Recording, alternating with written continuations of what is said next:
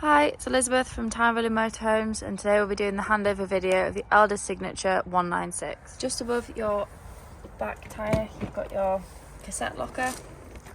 So next we've got the toilet cassette. As long as the blade on the inside of the toilet is closed, you'll to pull this orange handle up and you'll be able to slide it out. It's empty, you just want to pull your spout out and unscrew the cap. And then as you're tipping it up, press this orange button. It just lets some air in as you're emptying it, and it stops it from plugging. And then fill it with some water, give it a good shake and a rinse, empty it again. And then before you put it back in, put some green or blue liquid in your cap, pour it down, screw it back on, and then you can slide it back in ready for use again. So just behind the back wheel, you've got your freshwater inlet point, so you'll need a hose and some adapters, as some sites just provide a brass tap. You want to pop your hose pipe in there until it overflows, and then you know you've got enough fresh water on board. Just below you've got your dirty water point, so when you're leaving a site or you're winterizing your van, you need to open the taps up and let out all the dirty water, as you don't want to travel home with the extra weight. And just next to it you've got your fresh water, so just when you're winterizing your van you want to open this tap and let out all the fresh water. So the last thing on the driver's side is your external shower. So to take the cap off, you just got to push the blue collar and the black cap will pop off, and then you want to get your shower and just push it in there, it'll lock on, and as long as you've got a tank of fresh water and your water pump turned on, you'll be able to use the shower. And then to put the cap back on when you're done, just push it in and it'll be locked. At the top of the van you've got your reversing camera, and then you've got your two bike rack bars already fitted, so it's easy enough to put a bike rack on. So just at the back on the passenger side you've got your gas locker, so it will take 2 6-kilogram bottles. Just make sure that you secure them with the black straps, just so that they're not moving around when you're travelling. And then when you're connecting your pigtail, remember it's left to tighten, right to loosen, opposite way around being gas.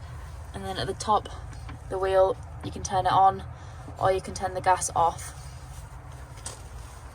Go on then. Just next to your gas locker is your external barbecue point. So you'll want your connector and a length of hose to connect it to your barbecue or your Cadillac. Once you've got your gas on board and you've got a flow of gas, you can turn the red nozzle and get a flow of gas to use. So just next to your habitation door you've got a underbed locker that you can access from the outside of the van. Just next to your passenger door you've got your diesel filler and then your AdBlue.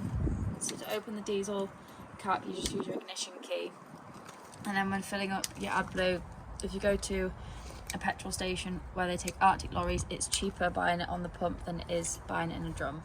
So just in front of your passenger seat you've got your vehicle battery under the floor, and then just on the inside of the door you've got your bonnet release. So under the bonnet, the main things you want to focus on is your windscreen washer fluid, you've got your engine coolant, brake fluid, your oil, and then your dipstick down here. And then you've got your negative and positive just down here if you need to give or receive a jump start. And then you've also got your weight plates on the front of the van as well.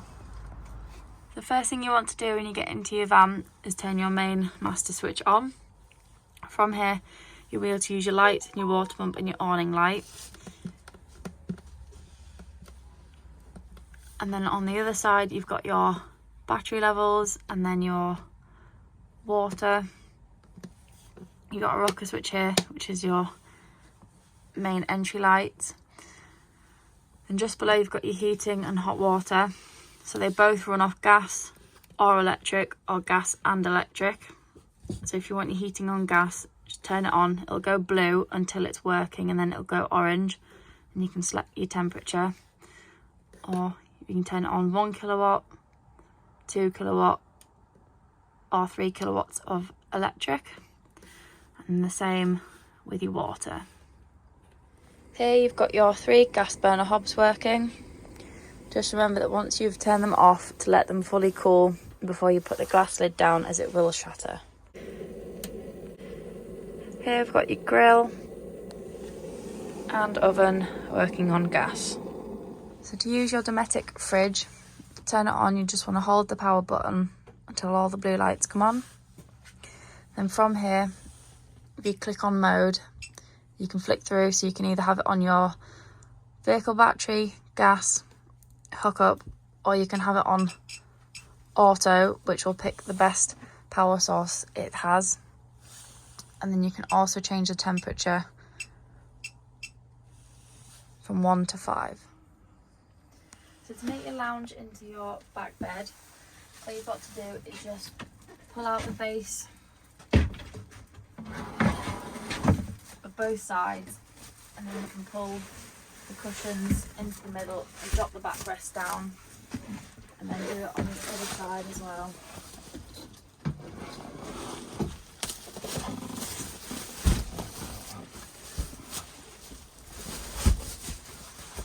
And there you've got your double bed in the back of the van. Here you can see the hot water is running. I don't know if you can see the steam, but it is hot and getting up to temperature. In the cupboard next to your rear lounge, you've got your freestanding table. You've also got your solar panel control unit. It'll just tell you if it's working, if it's gone to sleep, or where the energy is going to. At the top, you've got your aerial. So when you get to a site, you want to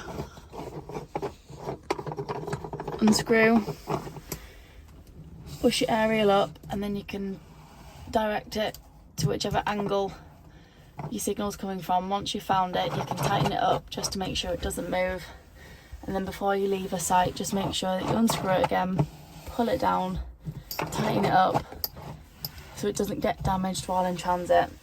And then just below it, you've got your booster. So if you have a low signal, you can turn it up to get a better signal, or down if it's too high. So if the electronics fail on your drop down bed, you can get your T-piece, and then you can wind your drop down bed by hand, or if it fails in the down position, you can wind it back up so it's safe to travel. So when you want to use your drop down bed, you just need to make sure your key is horizontal, as this allows the switches to move the bed. You can then press the down arrow to move the bed down.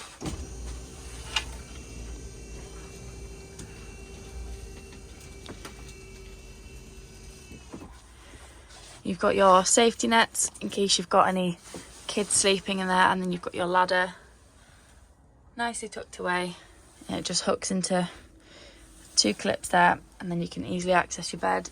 And then when you want to put it back up, press the up button and the bed will gently rise up.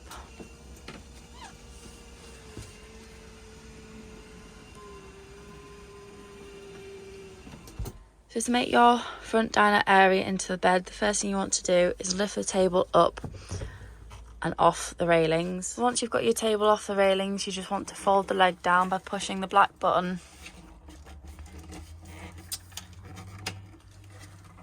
and it'll fold all the way to make the table flat. You can then slide the table onto the two railings on either side of the passenger seat. So once your table's on the lower rails, you just want to get the 3 filler cushions to pop in the space. And once you've put the 2 cushions in, you can put the last cushion in the space.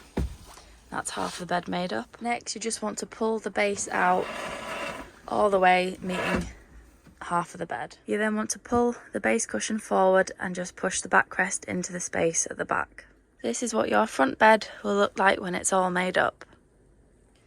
So in the bathroom, to flush your toilet, you want to make sure that you've got your water pump on and some fresh water in your water tank. And then you press the blue button on the top. You get a flow of water into the bowl, And then you just pull the grey lever, open the blade, and then shut it once you're finished so you don't get any nasty smells within the van. If you need some more leg room, the toilet will spin around. And then once the cassette's full, you'll get a red light on here indicating it's time to be emptied. You've also got a cupboard with some storage space. And then you've got your shower, a mirror, and your sink. It's just a quick look in the front of the cab. So you've got your radio, your air controls, you've got your steering, your indicators, your cruise control, your windscreen wipers, your wing mirror controls, and then your reversing camera.